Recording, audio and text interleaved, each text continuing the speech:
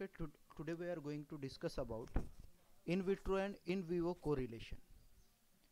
In previous lecture we discussed about different in vitro properties, in vitro dissolution studies, and then today we discuss in vitro and in vivo correlation. What is the importance of in vitro and in vivo correlation? अब इसके अंदर हम ये discuss करते हैं कि क्या in vitro studies है, क्या इन विवो स्टडीज़ है. जैसे इससे पहले भी हमने डिस्कस किए डिफरेंट इन विवो और इन विट्रो प्रॉपर्टीज़. तो वो इन विट्रो प्रॉपर्टीज़ में हमने डिसोल्यूशन स्टडी, डिसोल्यूशन पैरामीटर्स, ये कुछ चीज़ें हमने स्टडी की. अब हम इसका कोरिलेशन क्या है. तो फर्स्ट हमको ये समझना है इन विट्रो मतलब outside the body, in vivo मतलब इनसाइड द बॉडी. जैसे ये इन विट्रो है डिसोल्यूशन स्टडी, ये इन विवो है इनसाइड द बॉडी. अब ये दोनों का कोरिलेशन क्या रहेगा और क्यों हम ये स्टडी करने जा रहे हैं, ये सारी चीज़ें हम इसके अंदर डिस्कस करेंगे. कि जब भी कोई चीज़ हम फॉर्मुलेशन डेवलप करते हैं तो वो उसका जो इफिकेसी और थेरापेटिक इफेक्ट रहेगा वो दोनों चीज़ों पर डिपेंड रहेगा. First is in vitro dissolution and second thing is in vivo bio availability. मतलब इन विट्रो डिसोल्यूशन भी इंपॉर्टेंट चीज़ है, इन विवो बायो अवेलेबिलिटी भी इंपॉर्टेंट चीज़ है. ये दोनों फैक्टर्स से उसका थेरापेटिक इफिकेसी डिपेंड रहेगा, कितना ये थेरापेटिकली इफेक्टिव है, इफिकेसी इसकी है. तो ये हमको समझ में आएगा उसके इन विट्रो और इन विवो बिहेवियर के हिसाब से. जनरली ये जो चीज़ें डिपेंड होती है और इसको हम क्यों स्टडी करने जा रहे हैं, ये चीज़ के बारे में अगर हम डिस्कस करें तो इसका मेन ऑब्जेक्टिव जो रहेगा ये डिसोल्यूशन स्टडी, इन विट्रो के अंदर जो हम डिसोल्यूशन स्टडी करने वाले हैं और इन विवो के अंदर जो बॉडी के अंदर उसका इफेक्ट देखने वाले हैं. तो इसका जो कोरिलेशन हम स्टडी कर रहे हैं मतलब इन विट्रो डिसोल्यूशन और इन विवो उसका बिहेवियर, ये जो है तो ये हमको यूज होगा use in bio equivalence guidance. Bio equivalence study के अंदर ये इंपॉर्टेंट चीज़ रहेगी. मतलब दो मटेरियल, दो अलग अलग ड्रग्स हैं या एक ड्रग मार्केट में ऑलरेडी अवेलेबल है, नया कोई ड्रग मार्केट में आ रहा तो उसके लिए इंपॉर्टेंट चीज़ रहेगी इसका कोरिलेशन की स्टडी. अब कोरिलेशन मतलब क्या है, पहली चीज़ तो हमको कोरिलेशन समझना पड़ेगा. कोरिलेशन मतलब क्या, कोरिलेशन मतलब दो फैक्टर्स है, दो वेरिएबल्स है, वो दो वेरिएबल के बीच में क्या रिलेशनशिप रहेगी, इंटर रिलेशनशिप, इसके स्टडी को बोलेंगे कोरिलेशन. अब इसमें जो दो फैक्टर्स हम कंसिडर करने वाले हैं, फर्स्ट रहेगा हम बायो अवेलेबिलिटी के अंदर सिर्फ डिसोल्यूशन के ऊपर हम उसके ऊपर रिलाई नहीं कर सकते कि सिर्फ डिसोल्यूशन से हमारा काम चल जाएगा, बल्कि डिसोल्यूशन के साथ साथ हमको उसका in vivo property, in vivo behaviour भी देखना पड़ेगा. इसलिए अर्ली फॉर्म 1960s एक रेगुलेशन हुआ बायो अवेलेबिलिटी और बायो इक्विवेलेंस से रिलेटेड FDA में, और वो फिर स्टार्ट हुआ 1977 में कि ये कोरिलेशन इंपॉर्टेंट चीज़ है.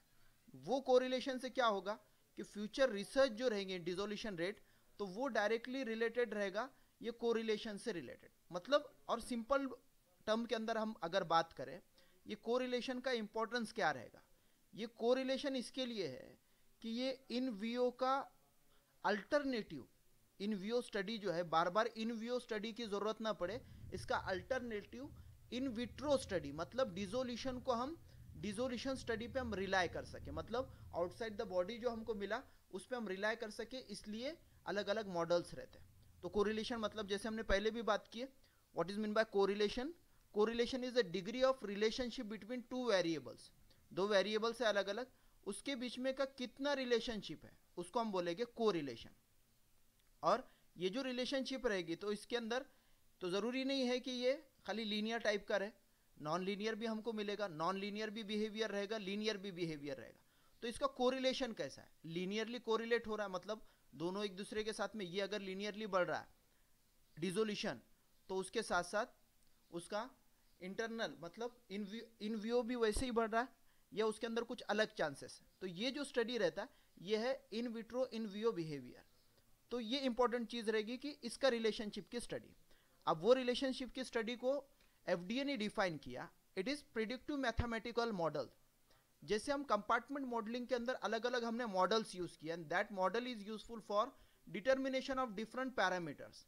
तो ऐसे इसके अंदर IVC इसके अंदर इंपॉर्टेंट चीज़ रहेगी कि ये मैथमेटिकल मॉडल है, it describe the relationship between the in vitro properties of dosage form, in vitro properties of जो डोसेज फॉर्म रहेगा और उसका इन विवो रिस्पॉन्सेस कैसा है, इन विट्रो प्रॉपर्टीज उसका इन वियो उसका रिस्पॉन्स कैसा रहेगा।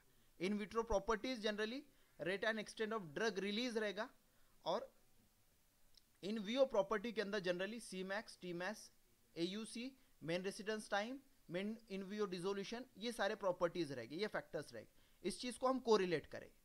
अब अलग अलग अप्रोचेस क्या रहते हैं कोरिलेशन के। अप्रोचेस इसके अंदर फर्स्ट अप्रोच रहेगा mathematical model, directly predicting the mathematical model between in vitro dissolution and testing and existing bioavailability data. अब बायोअवेलेबिलिटी का मेरे पास डाटा है, कंपार्टमेंट मॉडलिंग से मैंने निकाला, या जिससे भी मैंने ब्लड कलेक्ट करके जो डाटा निकाला हुआ, सी मैक्स है, टी मैक्स है, AUC है, तो वो डाटा को मैं डायरेक्टली उससे कोरिलेट कर रहा इन वियो स्टडी को। या फिर दूसरा ये कि कभी कभी हमको कुछ मॉडिफिकेशन की जरूरत पड़ेगी डिसोल्यूशन के अंदर, तो वो जो मॉडिफिकेशन रहेगा वो मॉडिफिकेशन से एग्जिस्टिंग बायोअवेलेबिलिटी को हम कोरिलेट करते हैं। तो ये दो अप्रोचेस रहते हैं। अब इसके अंदर नीड कौन कौन सी चीज़ की रहेगी, तो मेन नीड इसके अंदर होती प्लाज्मा कॉन्सेंट्रेशन की, प्लाज्मा लेवल की, ये ज़्यादा इंपॉर्टेंट है। बाकी चीज़ें हैं दूसरी, बट मेन इंपॉर्टेंट चीज़ है प्लाज्मा लेवल। इससे आपको एग्जैक्ट मालूम पड़ता है। दूसरा यूरिनरी एक्सक्रीशन से भी मालूम कर सकते हैं, बट इतना ज़्यादा एग्जैक्ट हमको पता नहीं चलेगा। Determination of drug level at site of administration, ये भी चीज़ इंपॉर्टेंट रहेगी। क्लिनिकल से तो आप एग्जैक्टली मालूम नहीं कर सकते, बट इंपॉर्टेंट चीज़ रहेगी प्लाज्मा लेवल, ब्लड का कॉन्सेंट्रेशन प्लाज्मा लेवल में मेजर करना, ये ज़्यादा इंपॉर्टेंट चीज़ रहेगी। देन उसके अंदर अलग अलग quantitative, linear, in vitro correlation अलग अलग टाइप के रहते हैं, जैसे plasma level based on urinary excretion data और correlation based on the pharmacological response. तो इंपॉर्टेंट चीज़ इसमें प्लाज्मा लेवल रहेगी। ये दोनों चीज़ों से हम कर सकते हैं, बट ज़्यादा इंपॉर्टेंट चीज़ प्लाज्मा लेवल से हम फाइंड आउट कर सकते हैं इसका कोरिलेशन कितना हो रहा है।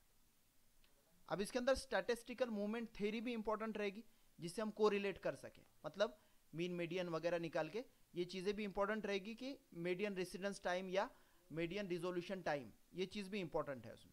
और कुछ एग्जांपल्स ये है कि इससे आपको पता चलेगा कि पॉजिटिव कोरिलेशन या जैसा भी आपको मिल रहा है, कुछ ऐसे रहेंगे कि जिसमें आपको एग्जैक्ट पॉजिटिव कोरिलेशन मिलना डिफिकल्ट नहीं, इम्पॉसिबल ही होता है।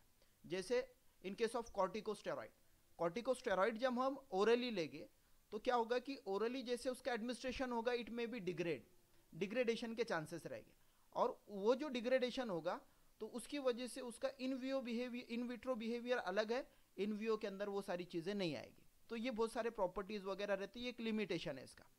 अब हम देखते हैं डिफरेंट लेवल्स, मतलब as per FDA guidelines different IVC level रहेंगे, मतलब इन विट्रो इन वियो कोरिलेशन के अलग अलग लेवल्स हैं, और वो लेवल से आप ये रिफ्लेक्ट करेगा वो कि आपका उसका ड्रग का बिहेवियर या जो भी चीज़ है, स्टडी जो है, उसका बिहेवियर कैसा रहेगा। तो इसके अंदर 4 लेवल है mainly, level A, level B, level C and multiple C। तो ये इंपॉर्टेंट चीज़ रहेगी। उसके बाद एक पॉइंट टू पॉइंट हम डिस्कस करते हैं। लेवल A क्या स्टडी रहेगी लेवल A के अंदर। लेवल A जो है ये पॉइंट टू पॉइंट रिलेशनशिप है, मतलब usually correlation are linear and no formal guidelines on the non linear IVC। Generally जो लीनियर मिल रहा है उससे रिलेटेड ये चीज़ रहेगी कि आपको लीनियर रिस्पॉन्सेस मिलेंगे, जैसे ड्रग का इन विट्रो और इन वियो का उसका बिहेवियर। तो इसमें क्या एस्टिमेट करना, इन विट्रो के डिसोल्यूशन का टाइम और इन वियो एब्जॉर्प्शन प्रोफाइल, जैसे वैगनर नेल्सन से आपने एब्जॉर्प्शन रेट कांस्टेंट निकाले, या दूसरे मेथड से एब्जॉर्प्शन रेट कांस्टेंट, और दूसरे जो भी चीज़ें रहेगी वो सारे पैरामीटर्स, बहुत सारे पैरामीटर्स हम इससे स्टडी कर सकते हैं। पर्पज़ ये है कि डायरेक्ट रिलेशनशिप रहेगी, जैसे ग्राफ में आपको दिख रहा है, ये जैसे एब्जॉर्प्शन इन वियो रेट है और ये डिसोल्यूशन इन विट्रो रेट है, तो इसका रिलेशनशिप। इससे बेनिफिट ये होगा कि जो लेवल A का कोरिलेशन है, इसमें अगर आप स्टडी करते, पूरे पैरामीटर्स जब स्टडी करते, और अगर आपको कुछ मॉडिफिकेशन करना है मैन्युफैक्चरिंग साइट में, रॉ मटेरियल सप्लायर में, या माइनर फॉर्मुलेशन चेंजेस, तो उसमें आपको ह्यूमन स्टडी की ज़रूरत नहीं पड़ेगी। डायरेक्टली हम इन विट्रो स्टडी पे हम ये बोलेंगे कि इन विट्रो स्टडी से आप डायरेक्टली बता सकते हैं कि ये चेंजेस इसके अंदर हो सकते हैं, मतलब इन वियो की ज़रूरत नहीं पड़ेगी एग्जैक्ट, अगर लेवल A के हिसाब से कोरिलेशन है तो। और ये जो इन्फॉर्मेशन है very useful for the regulatory purpose, मगर मतलब ये कि जो रेगुलेटरीज को आपको सबमिट करना पड़ता है डाटा, जो भी ड्रग की स्टडी होती है उसके लिए भी बहुत इंपॉर्टेंट ये चीज़ रहेगी, ये है लेवल A।